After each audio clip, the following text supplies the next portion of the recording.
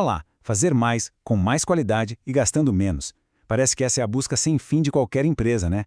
Mas e se o segredo não for acelerar o trabalho? E sim, simplesmente parar de fazer o que não serve para nada. É sobre isso que a gente vai conversar hoje. Vamos mergulhar num sistema genial que foi pensado exatamente para isso e descobrir qual é a peça fundamental que faz tudo isso funcionar de verdade. E para começar a nossa conversa, nada melhor que essa frase do Peter Drucker. Ela resume tudo, né? Não há nada tão inútil quanto fazer eficientemente algo que simplesmente não precisaria ser feito. É genial. A eficiência de verdade não está na velocidade, mas no foco. É saber o que precisa ser feito e, mais importante ainda, ter a coragem de eliminar todo o resto. Essa ideia é a base de tudo que a gente vai desvendar aqui. Beleza, então qual era o grande problema? Bom, lá atrás, pioneiros como o pessoal da Toyota sacaram uma coisa. Não adiantava só tentar otimizar a linha de produção. Era preciso ir além. Era preciso declarar guerra a um inimigo que muitas vezes nem se enxerga, mas que é devastador: o desperdício. Pensa no iceberg. É uma analogia perfeita para o desperdício. O que a gente vê ali, boiando na superfície, sabe? Peças com defeito, sucata, isso é só a pontinha. O que afunda o navio da competitividade de verdade está escondido debaixo d'água. São custos gigantescos, o tempo de espera, aquele estoque absurdo parado no galpão, gente e máquina se movendo para lá e para cá sem necessidade. É aí, nessa parte submersa, que a verdadeira batalha pela eficiência é travada. E o Taishi Ono, que foi basicamente o arquiteto do sistema Toyota de produção, ele foi lá e mapeou esse inimigo. Ele dividiu o desperdício em 7 tipos bem claros. Coisas como superprodução, ou seja, produzir mais do que o necessário, o que acaba gerando aqueles estoques gigantescos. Ou o tempo de espera, máquinas, pessoas, tudo parado sem fazer nada. Tem também o transporte inútil, o processamento de coisas que nem precisavam, o excesso de movimento. Cada um desses é como um vazamento, sabe? Um vazamento que vai drenando os recursos da empresa. Então conhecer bem esses 7 vilões é o primeiro passo para começar a lutar contra eles.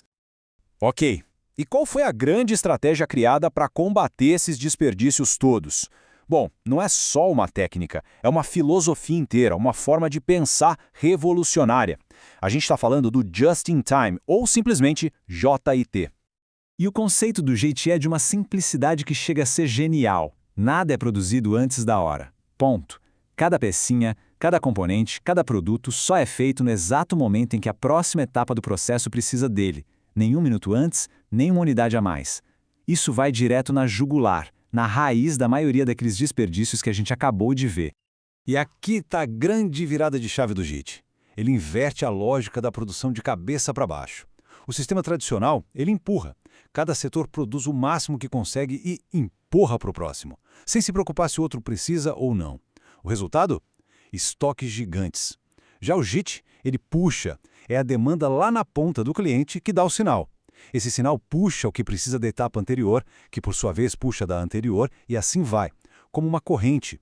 O fluxo de informação e de material é completamente ao contrário, vem do final para o começo.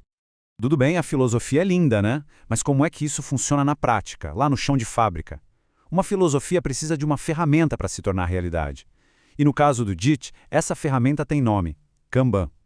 O Kanban é tipo o sistema nervoso do JIT. É ele que manda os sinais para todo mundo de forma bem clara e simples. A melhor analogia é a do supermercado. Pensa bem, quando alguém pega o último pacote de café da prateleira, o que acontece? Aquele espaço vazio é o sinal de que precisa repor. O Kanban é exatamente isso, só que dentro da fábrica. O espaço vazio de uma peça vira o sinal para produzir mais daquela peça. E o mais incrível é como o sistema é simples.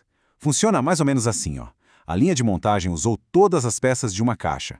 Essa caixa vazia, junto com um cartãozinho, o tal do Kanban, vira a própria ordem de produção.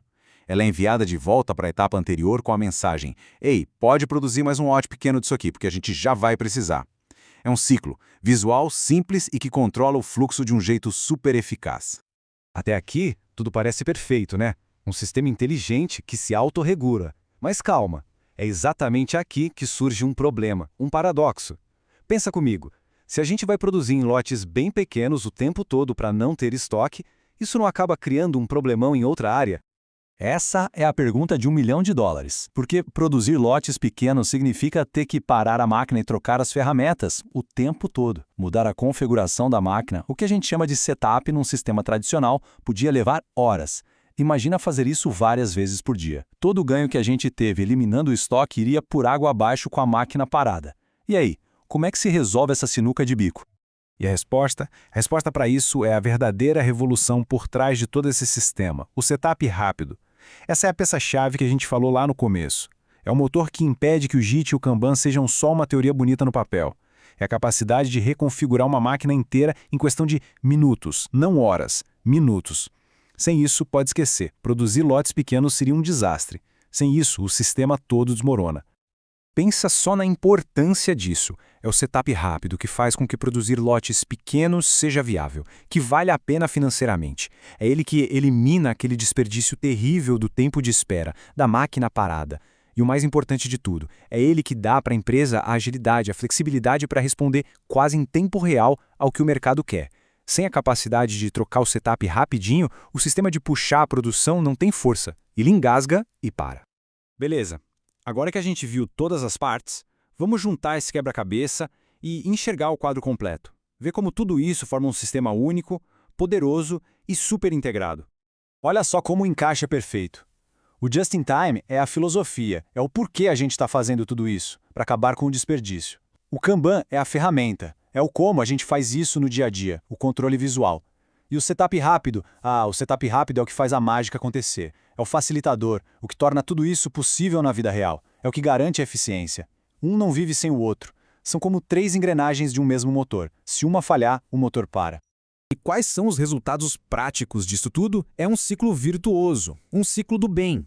Menos grana empatada em estoque significa mais dinheiro em caixa para investir em outras coisas. Um fluxo de produção lisinho, sem interrupção, significa entregas muito mais rápidas para o cliente. E essa capacidade de se adaptar na velocidade da luz ao que o mercado pede, isso vira uma vantagem competitiva gigantesca. Mas atenção! Esse sistema não é algo que se implementa e pronto, acabou. Ele não é estático. Ele precisa ser alimentado, mantido vivo. E o combustível para isso é o Kaizen, a famosa melhoria contínua. É uma cultura, na verdade. A ideia de que todo mundo na empresa, do operador da máquina ao presidente, tem que estar o tempo todo de olho, procurando pequenas coisinhas para melhorar. Uma pequena melhoria aqui, outra ali, essa busca constante que sustenta os ganhos e faz o sistema ficar cada vez melhor com o tempo. E para fechar, tem uma frase do próprio Taishi Ono, que amarra tudo de forma brilhante. Ele disse que, no fim das contas, tudo o que estamos fazendo é olhar para a linha do tempo, e estamos reduzindo essa linha do tempo, removendo os desperdícios que não agregam valor. É simples assim. O objetivo final é sempre encurtar o tempo entre o pedido do cliente e a entrega do produto. E como se faz isso? Tirando tudo que é inútil do caminho. Essa é a essência de tudo. E a reflexão que fica é, se a gente olhar para a nossa própria rotina, para o nosso trabalho, quais são os desperdícios que estão ali, atrapalhando e que poderiam ser eliminados para a gente encurtar a nossa própria linha do tempo?